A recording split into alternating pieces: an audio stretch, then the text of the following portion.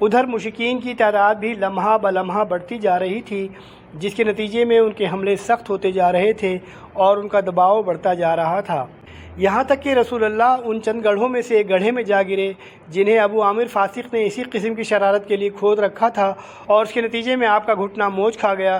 چنانچہ حضرت علی نے آپ کا ہاتھ تھاما اور طلحہ بن عبید اللہ جو خود بھی زخموں سے چور تھے آپ کو آغوش میں لے لیا، تب آپ برابر کھڑے ہو سکے۔ نافع بن جبیر کہتے ہیں کہ میں نے ایک مہاجر صحابی کو سنا، فرما رہے تھے میں جنگ احد میں حاضر تھا، میں نے دیکھا کہ ہر جانب سے رسول اللہ پر تیر برس رہے ہیں اور آپ تیروں کے بیچ میں ہیں، لیکن سارے تیر آپ پر سے پھیر دیے جاتے ہیں، یعنی آگے گھیرا ڈالے ہوئے صحابی انہیں روک لیتے تھے، اور میں نے دیکھا کہ عبداللہ بن شہاب زہری کہہ رہا تھا مجھے بتاؤ محمد کہاں ہے، اب یا تو میں رہوں گا یا وہ رہے گا، حالانکہ رسول اللہ اس کے بالکل قریب تھے، آپ کے ساتھ کوئی بھی نہ تھا۔ پھر وہ آپ سے آگے نکل گیا، اس پر صفوان نے اسے ملامت کی، جواب میں اس نے کہا واللہ میں نے اسے دیکھا ہی نہیں، خدا کی قسم وہ ہم سے محفوظ کر دیا گیا ہے۔ اس کے بعد ہم 4 آدمی یہ عہد و پیمان کر کے انہیں نکلے کہ قتل کر دیں گے، لیکن ان تک نہ پہنچ سکے۔ بہرحال اس موقع پر مسلمانوں نے ایسی بے مثال جاں بازی اور تابناک قربانیوں کا مظاہرہ کیا جس کی نظیر تاریخ میں نہیں ملتی۔ چنانچہ ابو طلحہ نے آپ کو رسول اللہ کے آگے سپر بنا لیا، وہ اپنا سینہ سامنے کر دیا کرتے تھے تاکہ آپ کو دشمن کے تیروں سے محفوظ رکھ سکیں۔ حضرت انس رضی اللہ عنہ کا بیان ہے کہ احد کے روز لوگ شکست کھا کر رسول اللہ کے پاس آنے کے بجائے ادھر ادھر بھاگ گئے اور ابو طلحہ آپ کے آگے ایک ڈھال بن کر سپر بن گئے۔ وہ ماہر تیر انداز تھے، بہت کھینچ کر تیر چلاتے تھے، چنانچہ اس دن 2 یا 3 کمانیں توڑ ڈالیں۔ نبی کے پاس سے کوئی آدمی تیروں کا ترکش لیے گزرتا تو آپ فرماتے انہیں ابو طلحہ کے لیے بکھیر دو، اور نبی قوم کی طرف سر اٹھا کر دیکھتے تو ابو طلحہ کہتے میرے ماں باپ آپ پر قربان، آپ سر اٹھا کر نہ جھانکیں، آپ کو قوم کا کوئی تیر نہ لگ جائے، میرا سینہ آپ کے سینے کے آگے ہے۔ نص سے مروی ہے کہ حضرت ابو طلحہ اپنا اور نبی کا ایک ہی ڈھال سے بچاؤ کر رہے تھے، اور ابو طلحہ بہت ہی اچھے تیر انداز تھے۔ جب وہ تیر چلاتے تو نبی گردن اٹھا کر دیکھتے کہ ان کا تیر کہاں گرا۔ حضرت ابو دجانہ نبی کے آگے کھڑے ہو گئے اور اپنی پیٹھ کو آپ کے لیے ڈھال بنا دیا، ان پر تیر پڑ رہے تھے لیکن وہ ہلتے نہ تھے۔ حضرت حاطب بن بلتا نے عتبہ بن وقاص کا پیچھا کیا جس نے نبی کا دندان مبارک شہید کیا تھا، اور اسے زور کی تلوار ماری کہ اس کا سر چھٹک گیا، پھر اس کے بعد گھوڑے اور تلوار پر قبضہ کر لیا۔ حضرت سعد بن ابی وقاص بہت زیادہ خواہاں تھے کہ اپنے بھائی عتبہ کو قتل کریں، مگر وہ کامیاب نہ ہو سکے، بلکہ یہ سعادت حضرت حاطب کی قسمت میں تھی۔ حضرت سہیل بن حنیف بڑے جاباز تیر انداز تھے، انہوں نے رسول اللہ سے موت پر بیعت کی اور اس کے بعد مشرکین کو نہایت زور و شور سے دفع کیا۔ رسول اللہ خود بھی تیر چلا رہے تھے، چنانچہ حضرت قتادہ بن نعمان کی روایت ہے کہ رسول اللہ نے اپنی کمان سے اتنے تیر چلائے کہ اس کا کنارہ ٹوٹ گیا، پھر اس کمان کو حضرت قتادہ بن نعمان نے لے لیا، وہ انہی کے پاس رہی۔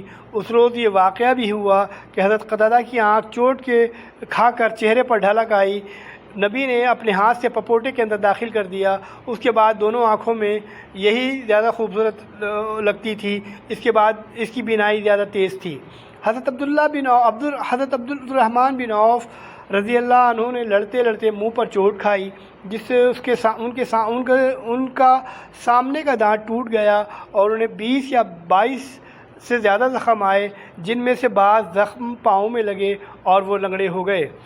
ابو سعید خدری رضی اللہ عنہ کے والد مالک بن سنان نے رسول اللہ کے چہرے سے خون چوس کر صاف کیا، آپ نے فرمایا اسے تھوک دو، انہوں نے کہا واللہ اسے تو میں ہرگز نہ تھوکوں گا۔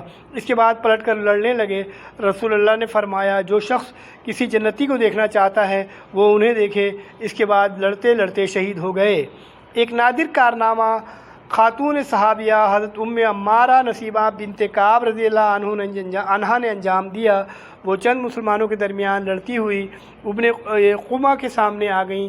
ابن قمہ نے ان کے کندھوں پر ایسی تلوار ماری کہ گہرا زخم ہو گیا۔ انہوں نے بھی ابن قمہ کو اپنی تلوار کی کئی ضربیں لگائیں، لیکن کمبخت 2 زرے پہنے ہوئے تھا اس لیے بچ گیا۔ حضرت ام عمارہ عنہا لڑتے بھڑتے 12 زخم کھائے۔ حضرت موصب بن عمیر رضی اللہ عنہ نے بھی نہایت پامردی سے جاں بازی کی اور وہ رسول اللہ سے ابن قمہ اور اس کے ساتھیوں کے پے در پہ حملوں کا دفاع کر رہے تھے۔ انہی کے ہاتھ میں اسلامی لشکر کا پھریرا تھا۔ ظالموں نے ان کے دائیں ہاتھ پر اس زور کی تلوار ماری کہ ہاتھ کٹ گیا۔ اس کے بعد انہوں نے بائیں ہاتھ میں جھنڈا پکڑ لیا اور کفار کے مقابلے میں ڈٹے رہے۔ بالآخر ان کا بایاں ہاتھ بھی کاٹ دیا گیا۔ اس کے بعد انہوں نے جھنڈے پر گھٹنے ٹیک کر اسے سینہ اور گردن کے سہارے لہرائے رکھا۔ اسی حالت میں جام شہادت نوش فرمایا۔ ان کا قاتل ابن قمہ تھا۔ وہ سمجھ رہا تھا کہ یہ محمد ہیں، کیونکہ حضرت موصب بن عمیر آپ کے ہم شکل تھے۔ چنانچہ وہ حضرت موصب کو شہید کر کے مشرکین کی طرف واپس چلا گیا اور چلا کر اعلان کیا کہ محمد قتل کر دیے گئے۔ اس اعلان سے نبی کی شہادت کی خبر مسلمانوں اور مشرکین دونوں میں پھیل گئی، اور یہی وہ نازک ترین لمحہ تھا جس میں رسول اللہ سے الگ تھلگ نرغے کے اندر آئے ہوئے بہت سے صحابہ کرام کے حوصلے ٹوٹ گئے، ان کے عزائم سرد پڑ گئے اور ان کی صفیں اتھل پتھل اور بد نظمی و انتشار کا شکار ہو گئیں۔ مگر آپ کی شہادت کی یہی خبر اس حیثیت سے مفید ثابت ہوئی کہ اس کے بعد مشرکین کے پرجوش حملوں میں کسی قدر کمی آ گئی، کیونکہ وہ محسوس کر رہے تھے کہ ان کا مقصد پورا ہو چکا ہے۔ چنانچہ بہت سے مشرکین نے حملہ بند کر کے مسلمان شہداء کی لاشوں کا مسئلہ کرنا شروع کر دیا۔ حضرت موصب بن عمیر رضی اللہ عنہ کی شہادت کے بعد رسول اللہ نے جھنڈا حضرت علی بن ابی طالب کو دیا۔ انہوں نے جم کر لڑائی کی اور وہاں پر موجود باقی صحابہ کرام نے بھی بے مثال جانبازی و سرفروشی کے ساتھ دفاع اور حملہ کیا، جس سے بالآخر اس بات کا امکان پیدا ہو گیا کہ رسول اللہ مشرکین کی صفیں چیر کر نرغے میں آئے ہوئے صحابہ کرام کی جانب راستہ بنائیں۔ چنانچہ آپ نے قدم آگے بڑھایا اور صحابہ کرام کی جانب تشریف لائے۔ اس سے پہلے حضرت کعب نے آپ کو پہچانا، خوشی سے چیخ پڑے، مسلمانوں خوش ہو جاؤ، یہ ہیں رسول اللہ صلی اللہ علیہ وسلم۔ آپ نے فرمایا خاموش رہو تاکہ مشرکین کو آپ کی موجودگی اور مقام موجودگی کا پتہ نہ لگ سکے، مگر ان کی آواز مسلمانوں کے کان تک پہنچ چکی تھی۔ چنانچہ مسلمان آپ کی پناہ میں آنا شروع ہو گئے اور رفتہ رفتہ تقریباً 30 صحابہ جمع ہو گئے۔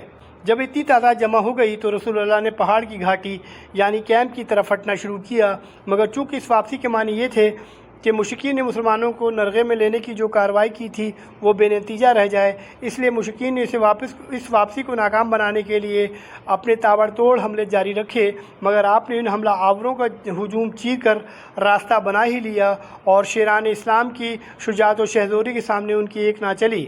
اسی اثنا میں مشرکین کا ایک اڑیل شہ سوار عثمان بن عبداللہ بن مغیرہ یہ کہتے ہوئے رسول اللہ کی جانب بڑھا کہ یا تو میں رہوں گا یا وہ رہے گا۔ ادھر رسول اللہ نے بھی دو ہاتھ کرنے کے لیے ٹھہر گئے، مگر مقابلے کی نوبت نہ آئی، کیونکہ اس کا گھوڑا ایک گڑھے میں گر گیا اور اتنے میں حارث بن سما نے اس کے قریب پہنچ کر اسے للکارا اور اس کے پاؤں پر اس زور کی تلوار ماری اور کہ وہیں بٹھا دیا۔ پھر اس کا کام تمام کر کے اس کا ہتھیار لے لیا اور رسول اللہ کی خدمت میں آ گئے، مگر اتنے میں مکی فوج کے ایک دوسرے سوار عبداللہ بن جابر نے پلٹ کر حضرت حارث بن سما پر حملہ کر دیا اور ان کے کندھے پر تلوار مار کر زخمی کر دیا، مگر مسلمانوں نے لپک کر انہیں اٹھا لیا۔ ادھر خطرات سے کھیلنے والے مرد مجاہد حضرت ابو دجانہ جنہوں نے آج سرخ پٹی باندھ رکھی تھی عبداللہ بن جابر پر ٹوٹ پڑے اور ایسی تلوار ماری کہ اس کا سر اڑ گیا۔ کرشمہ قدرت دیکھیے کہ اس خوریز مار دھاڑ کے دوران مسلمانوں کی نیند کی جھپکیاں آ رہی تھیں، اور جیسا کہ قرآن نے بتلایا ہے کہ اللہ کی طرف سے امن و اطمانیت تھی۔ ابو طلحہ کا بیان ہے کہ میں بھی ان لوگوں پر تھا جن پر احد کے روز نیند چھا رہی تھی، یہاں تک کہ میرے ہاتھ سے کئی بار تلوار گر گئی اور حالت یہ تھی کہ وہ گرتی تھی اور میں پکڑتا تھا اور وہ پھر گرتی تھی اور پھر میں پکڑتا تھا۔ خلاصہ یہ کہ اس طرح کی جانبازی و جاں سپاری کے ساتھ یہ دستہ منظم طور سے پیچھے ہٹتا ہوا پہاڑ کی گھاٹی میں واقع کیمپ تک جا پہنچا اور بقیہ لشکر کے لیے بھی اس محفوظ مقام تک پہنچنے کا راستہ بنا دیا۔ چنانچہ باقی ماندہ لشکر بھی اب آپ کے پاس آ گیا اور حضرت خالد کی فوجی عبقریت رسول اللہ کی فوجی عبقریت کے سامنے ناکام ہو گئی۔ ابن اسحاق کا بیان ہے کہ جب رسول اللہ گھاٹی میں تشریف لا چکے تو ابن ابی بن خلف یہ کہتا ہوا کہ محمد کہاں ہے، یا تو میں رہوں گا یا وہ رہے گا۔ صحابہ نے کہا یا رسول اللہ ہم میں سے کوئی اس پر حملہ کرے۔ رسول اللہ نے فرمایا اسے آنے دو۔ جب قریب آیا تو رسول اللہ نے حارث بن سما سے ایک چھوٹا سا نیزہ لیا اور لینے کے بعد جھٹکا دیا تو اس طرح لوگ ادھر ادھر اڑ گئے جیسے اونٹ اپنے بدن کو جھٹکا دیتا ہے تو مکھیاں اڑ جاتی ہیں۔ اس کے بعد آپ اس کے سامنے آپ پہنچے، اسی خود اور زرہ کے درمیان حلق کے پاس تھوڑی سی جگہ کھلی دکھائی دی۔ آپ نے اسی پر ٹکا کر ایسا نیزہ مارا کہ وہ گھوڑے سے گر کر کئی بار لڑک گیا۔ جب قریش کے پاس گیا، در حالانکہ گردن میں کوئی بڑی خراش نہ تھی، البتہ خون بند تھا اور بہتا نہ تھا، تو کہنے لگا واللہ مجھے محمد نے قتل کر دیا۔ لوگوں نے کہا خدا کی قسم تم نے دل چھوڑ دیا ہے، ورنہ تمہیں وہ واللہ کوئی خاص چوٹ نہیں ہے۔ اس نے کہا وہ مکے میں مجھ سے کہہ چکا تھا کہ میں تمہیں قتل کروں گا، اس لیے خدا کی قسم اگر وہ مجھ پر تھوک بھی دیتا تو میری جان چلی جاتی۔ بالآخر اللہ کا یہ دشمن مکے واپس ہوتا ہوا مقام صرف پر پہنچ کر مر گیا۔ ابو الاسود نے حضرت عروہ سے روایت کی ہے کہ یہ بیل کی طرح آواز نکالتا تھا اور کہتا تھا اس ذات کی قسم جس کے ہاتھ میں میری جان ہے، جو تکلیف مجھے ہے اگر وہ ذی المجاز کے سارے باشندوں کو ہوتی تو وہ سب کے سب مر